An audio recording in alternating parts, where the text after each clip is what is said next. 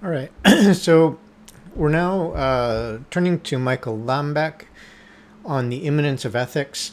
Very quickly, Michael Lambek is an anthropologist working at the University of Toronto, and you could probably make the case that while James Laidlaw was the anthropologist who made the first really substantial move in getting an anthropology of ethics on the map, that Michael Lambek, through his own writing and through the volumes that he's edited on the anthropology of ethics, has probably moved the subdiscipline or helped establish it as a subdiscipline more than just about anyone. Okay, so with that in mind, his topic is ethics, but specifically, he wants to think about what anthropology brings to the question of ethics. Ethics having been traditionally a philosophical topic. And so then an extension of that is how specific philosophical traditions lend themselves to the anthropological consideration of ethics. Lambek thinks of morality or ethics, he uses them interchangeably, as a human capacity. So, like musicality, our predisposition toward music. And so he's interested in, as you might ask with a question of musicality, what it is that we need to bring it out, to cultivate ethics, what conditions are necessary for people to exercise and realize this capacity, or what sorts of conditions will inhibit it as well. And so within this framework, he wants, quoting him here, to think about the criteria and means necessary for moral thought and action, and to reframe the question from one of force to quality. The specificity of criteria will come back again. I'll talk about that more a bit later. So I'll just leave that bracketed for now. One of the things that is definitive about ethics in Lambek's view is that they are intrinsic to social life, or he would say immanent to human sociality. And what he means by that is that ethics are a property or a quality or a function of human action. Also, ethics are a perspective on human action and therefore on human actors. He adds on this point that ethics, as something immanent, is, quoting him here, a constitutive dimension of social life. So it's not something separable or detachable from social life. Rather, he sees it as a function of action and criteria. Again, this notion criteria. I'll get to it in a moment. He starts off thinking of ethics in the light of practical judgment. So he's borrowing this from Aristotle. And in Aristotle's writing, the notion of practical judgment doesn't rest on anything like absolute rules for morality. So this is going to contrast with, say, Immanuel Kant's moral philosophy called deontology, which is organized more around, not more, it's organized around the idea of acting out of duty or obligation to moral law or to rule. So there's a contrast here between the kind of virtue ethics you find arising in Aristotle's work and a rule-based notion of morality. Practical judgment finds instead that every circumstance has its own challenges, and this ties practical judgment to the specific features of any particular circumstance. Another way of putting this, not the way that Lambek puts it, but a way to think of this then would be to say that the exercise of practical judgment is always tied to the context it's evaluating. This helps explain, first of all, why Lambek thinks of ethics as a dimension of everyday life, rather than, as we were saying before, something that can be detached from it, say by engaging in abstract thought experiments, or by, say, solitary reflection on whether a particular course of action is going to accord with rules of morality or not. Again, I have Kant in mind there. And second, why he considers the correctness of judgment as open to debate and morality as open to challenge. So again, something distinctive here in contrast to the kind of deontological approach that you would get from someone like Kant, is this idea that one's position, one's judgment on morality can be contested, that it's open to challenge. And so then we're not left with once and for all answers here. Lambek asserts that we do not experience, quoting him here, precipitous existential freedom in ordinary life because we always find ourselves committed to some identity, relationship, or course of action. Hence, there is an inextricable connection or productive tension between freedom and obligation in practice. So that we're never in a state where our actions, our freedom to act, is entirely unencumbered by any other sort of consideration. Hence, we have this relationship between freedom and obligation. Again, you can see why the idea of ethics as ordinary or as existing in everyday life is so attractive to Lambek.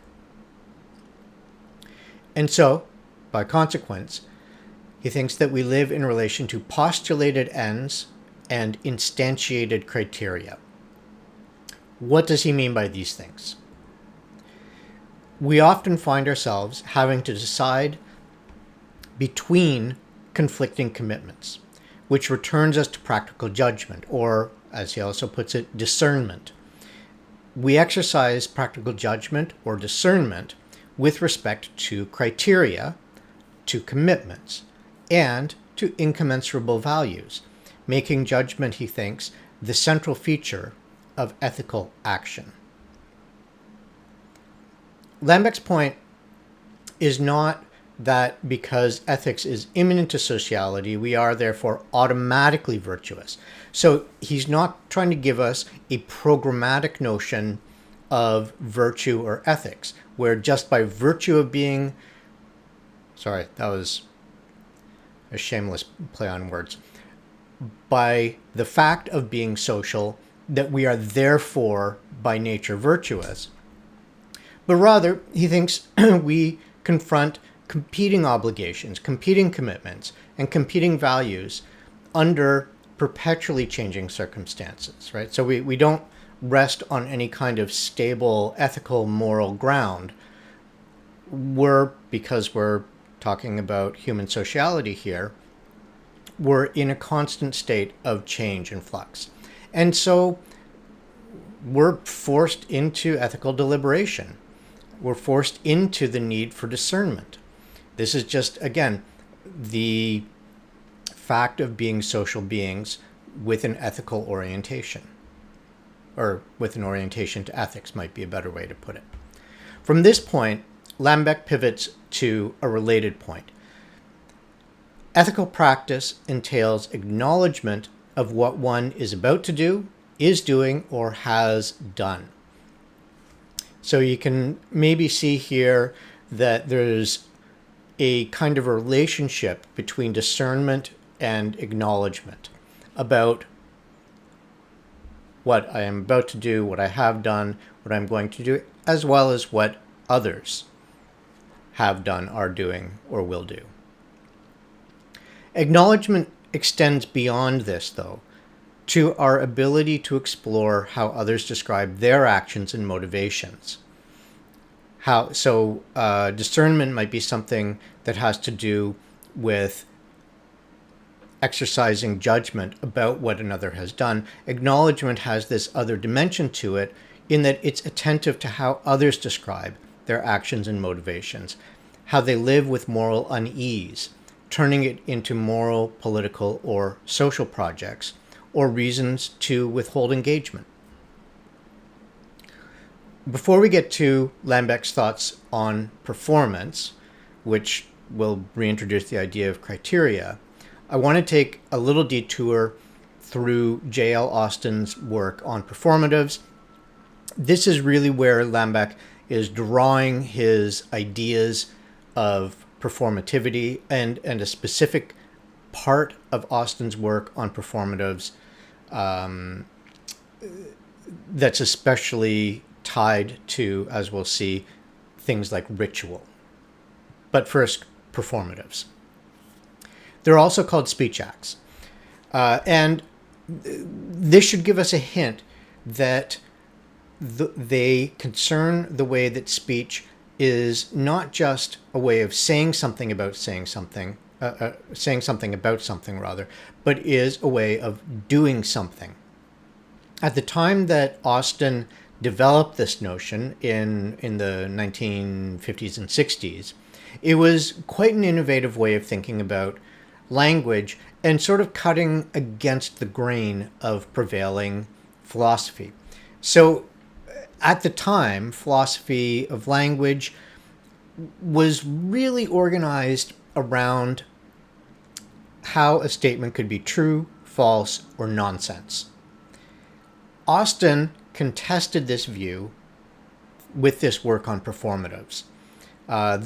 His book, How to Do Things with Words, which we're going to visit in a moment, is probably the single most definitive statement about performatives that you get from Austin, possibly from anyone. In any case, the dominant view organized around true, false, or nonsense.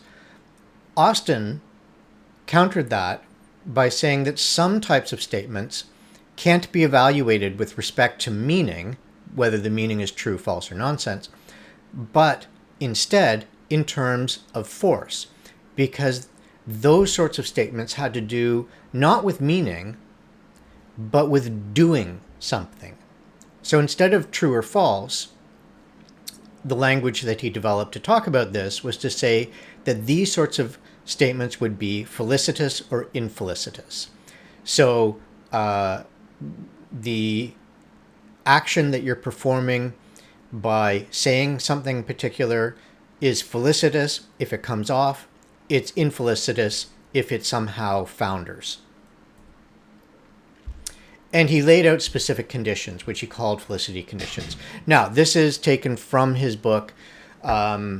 The language that he uses here is very, very precise, but not especially transparent. So I'll try to clarify with some examples later what these 6 dimensions of felicity conditions look like in practice. He says, first, there must exist an accepted conventional procedure having a certain conventional effect. So, conventional way of doing something, and what that conventional way of doing something produces, the effect, that is also conventional.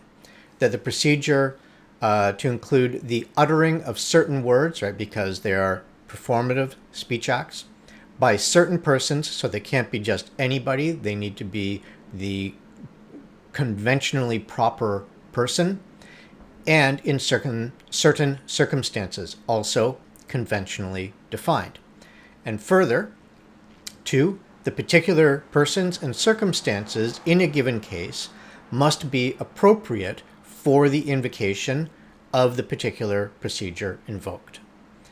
3, the procedure must be executed by all participants both correctly and for completely. 5, where, as often, the procedure is designed for use by persons having certain thoughts or feelings.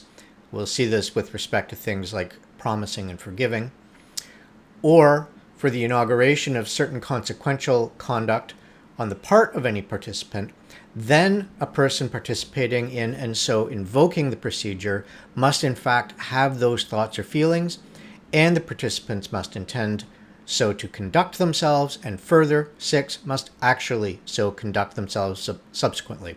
We'll see that points 5 and 6 here, they create some problems. There's a certain kind of ambiguity or maybe even contradiction that will come up in specific, not all, but specific kinds of performatives. Now, another thing that we should note is that performatives take place in the first person singular present tense. There might be an exception. I can think of one possible exception where it could be the first person plural. I'll kind of leave that to the side because really I think the way that Austin was considering performatives, they would be in the first person singular. Also, present tense, not the past, not the future. It has to be the present tense. Now, if one of these conditions is not in place, then it's not that what you say is false, it's that it's infelicitous. The thing you're aiming to do founders. It doesn't happen. So we can think of, to take a couple of examples, or a couple pictures of a particular sort of example that Austin considers, we can think about what's going on here. What conditions must be in place for the phrase uttered here by, I think it's Princess Margaret and another Princess of Monaco, whose name is escaping me right now. Anyway, they're the ones christening these ships. Bashing the bottle of champagne against the hull is part of the conventional circumstances in which the uttering of these phrases, I christen this ship the Seven Seas Explorer, which is the ship in the lower left, or I christen this ship the Cunard Princess, the one in the top right. For those utterances to be felicitous, to have the force to confer on these ships these names, the kinds of felicity conditions that Austin has just described need to be in place. So it's not like just any old person can come up, smash a bottle of champagne over a hull and utter the phrase, I christen this ship, the whatever, and that it will be so, right? A conventionally defined person, or a person whose appropriateness is conventionally defined, has to engage in the proper conventional procedure, etc., etc. Now, let's think about some examples of the specific kind of performative that Austin calls illocution. So he has two kinds, illocution and perlocution. Illocution is the kind of performative that concerns Lambek throughout this piece. And it's characterized by doing something in saying something. So it's not doing something by saying something. That's what Austin would call perlocution. It's doing something in saying something.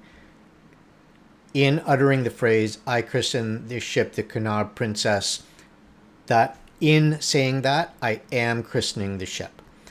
Now, take the phrase, I apologize.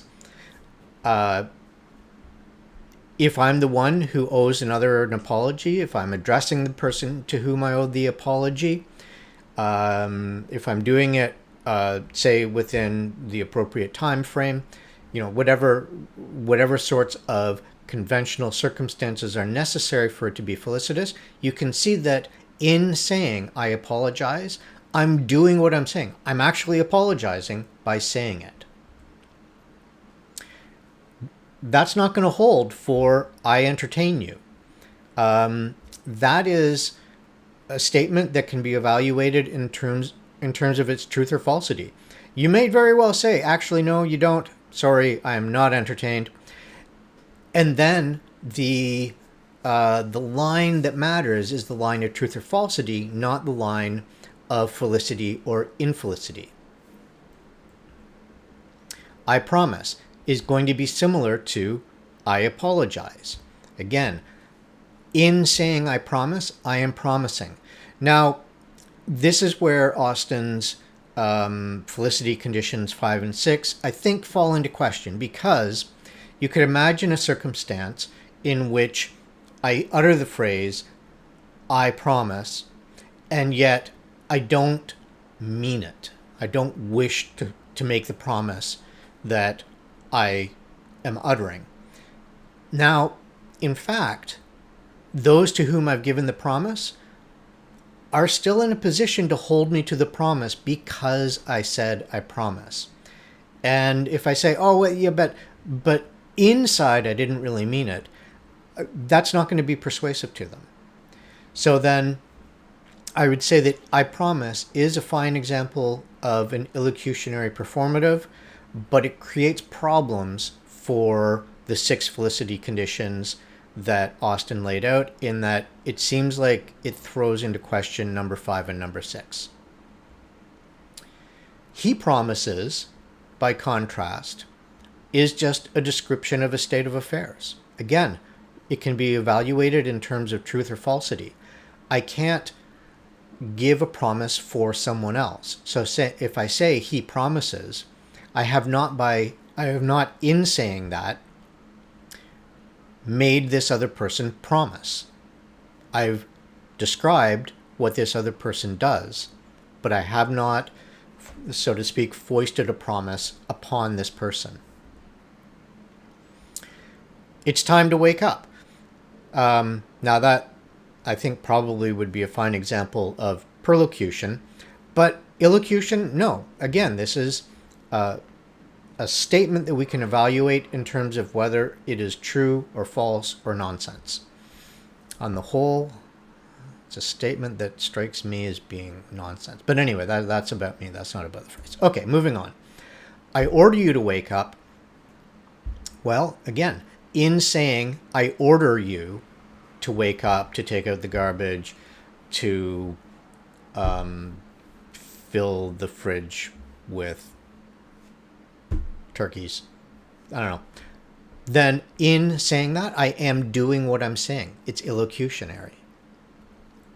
I am performing the speech act of ordering.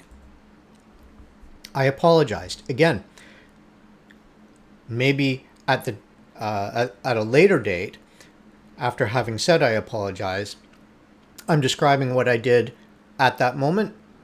I'm not offering the apology in that reflective moment then. I'm saying something that was either true or false. Either I apologized or I didn't. But in putting it in the past tense, it's no longer an example of giving an apology, because in saying it, I'm not doing the thing that I'm saying.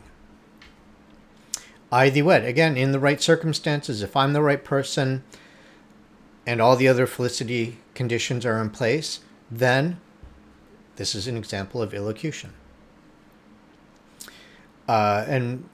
Brace yourself. It seems to me like that, again, would be a better example of perlocution than illocution. So you can see the kinds of examples that will come up to demonstrate the conditions that he's laid out and this requirement that it be in the first person present. The one exception that comes to mind to me for the first person singular versus first person plural, so we instead of I, is in a case of something like a court proceeding where if I'm, say, the foreperson of a jury and I say we, the jury, find this person not guilty, I think that can still be illocutionary. Anyway, I leave that to you to consider whether it needs to be in the singular or whether the plural is a possibility for illocution as well. Okay, so now on to practice and performance. This section has a new set of questions. How is judgment possible in the first place? From where do the criteria, here I promised we'd get to criteria, here we are. From where do the criteria come that we use in exercising judgment, render justifications, or give authority to judgments and justifications? What is the source of criteria appropriate to a given situation, including criteria that define a situation as a situation in the first place? Lambek responds, I suggest that the source of criteria lies in the act of speaking itself.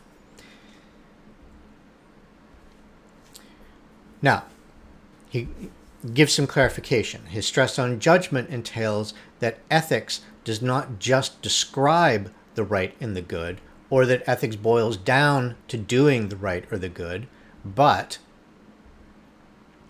the possibility, and indeed the necessity, for discriminating between right and wrong, just and unjust, for conceptualizing, discerning, and acknowledging what is right and good, and for acknowledging the means at hand for constituting practice as right and good, for reflecting on the right and good, and for orienting human beings towards them, towards the right and the good.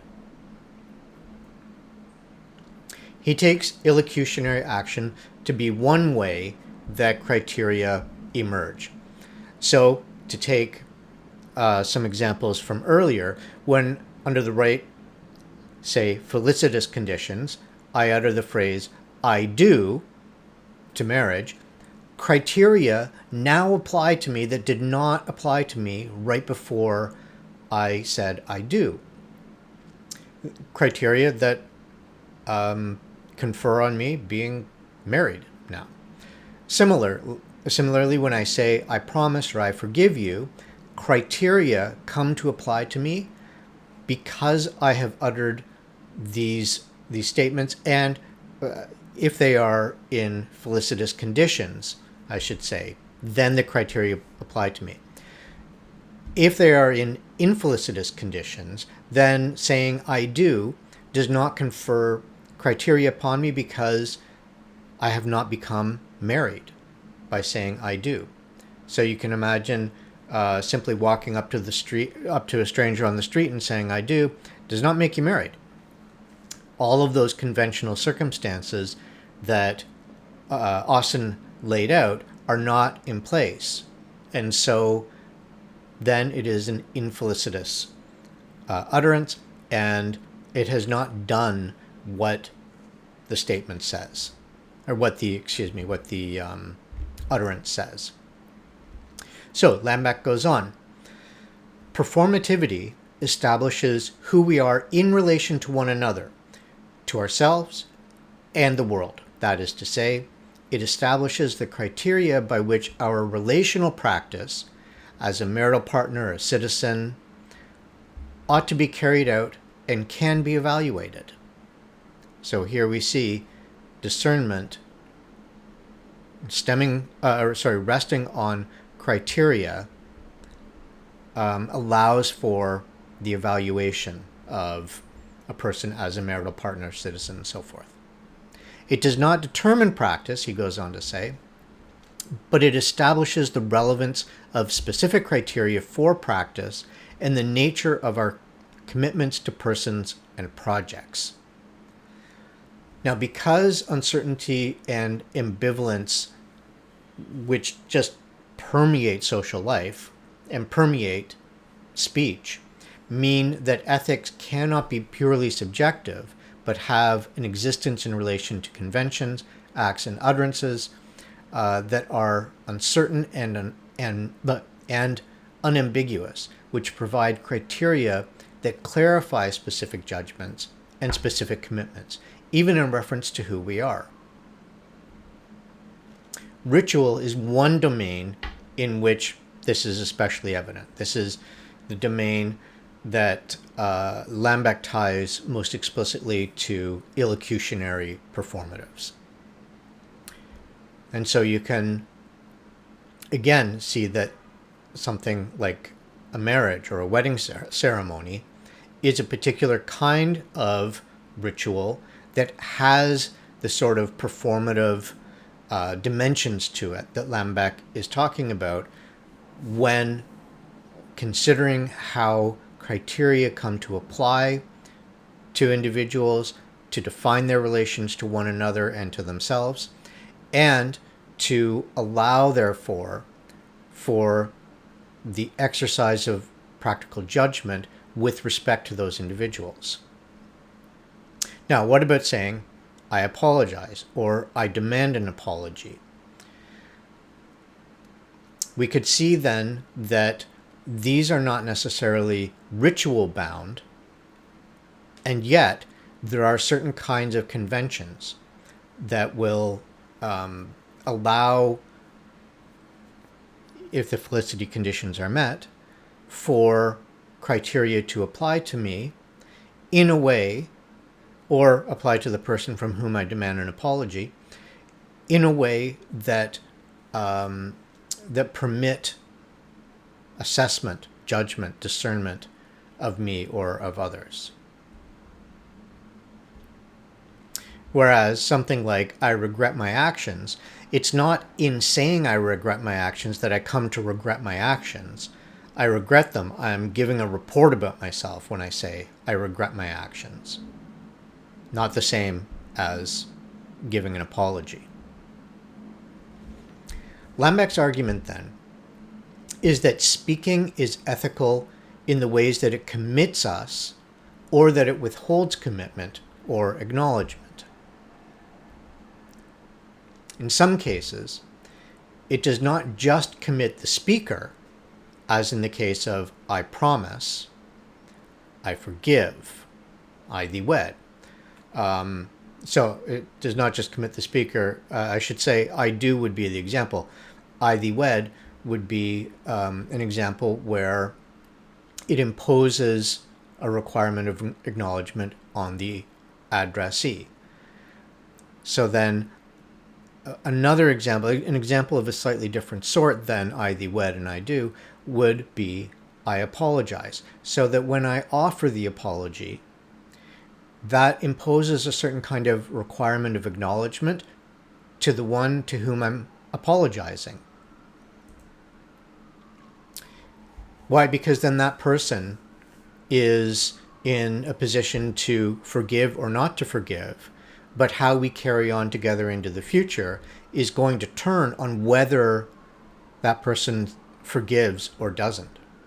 It's important to note that the kinds of certainty that illocutionary speech acts offer come in the face of uncertainty. And Lambek notes that to the extent that criteria do establish the existences of something,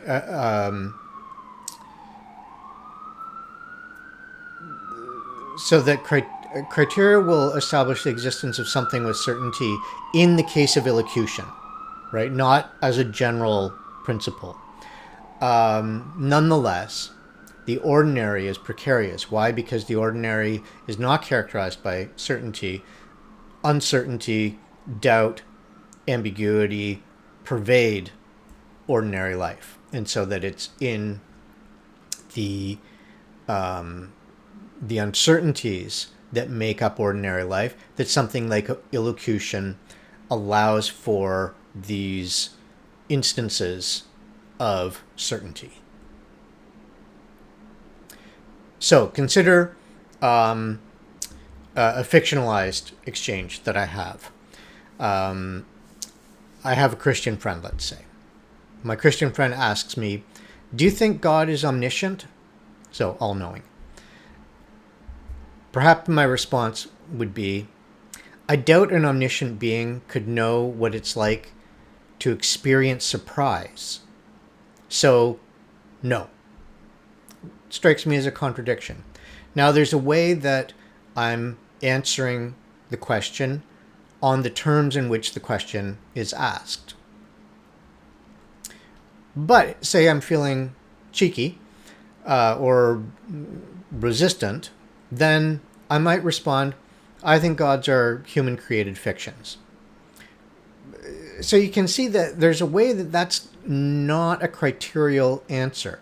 Why? It's not responding to the question on the same criterial grounds that the question is posed in the first place.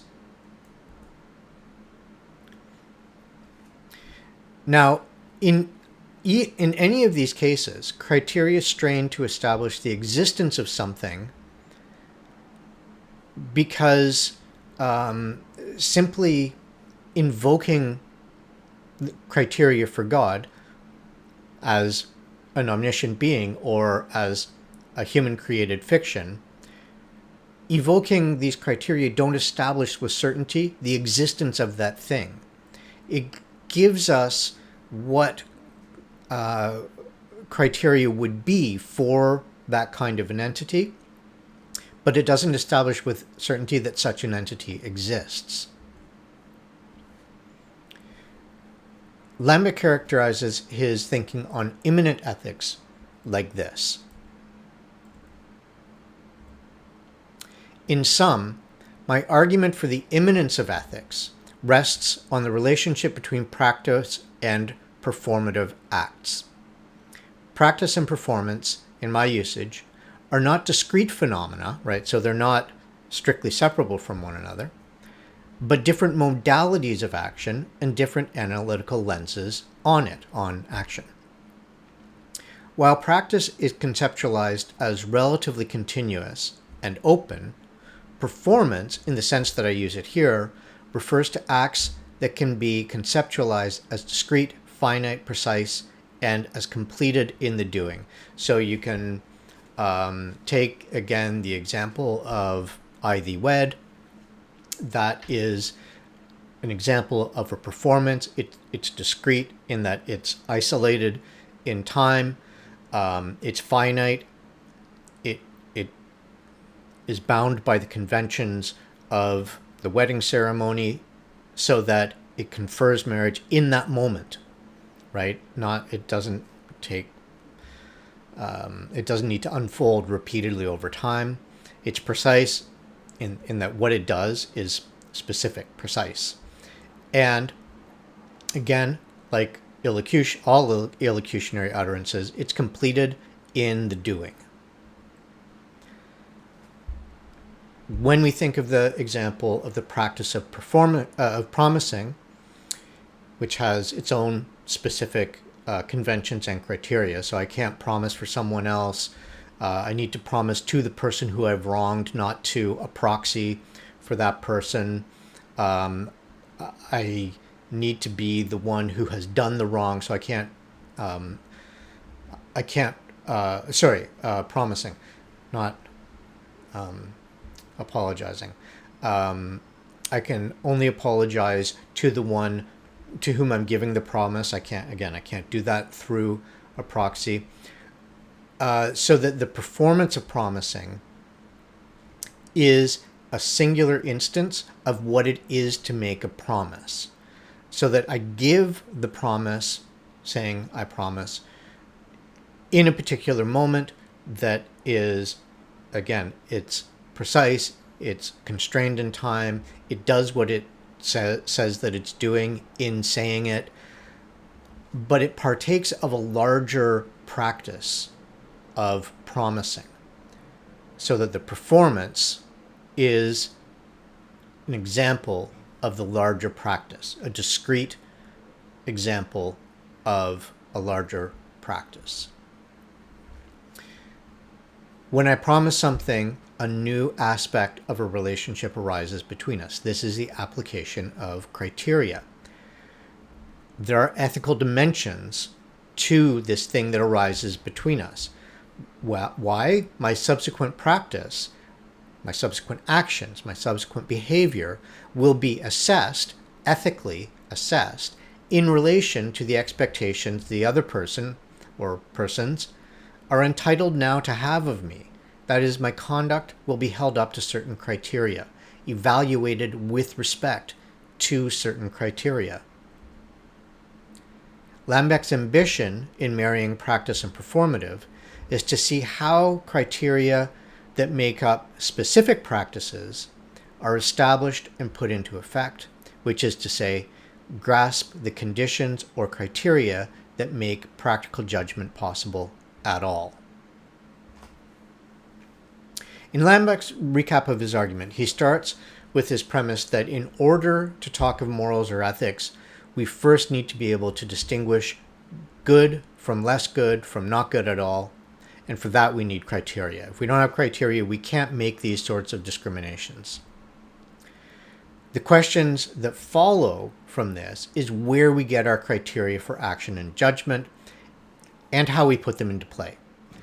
But for Lambek, what is interesting is principally how they become foregrounded, relevant at particular times, places, events, and circumstances.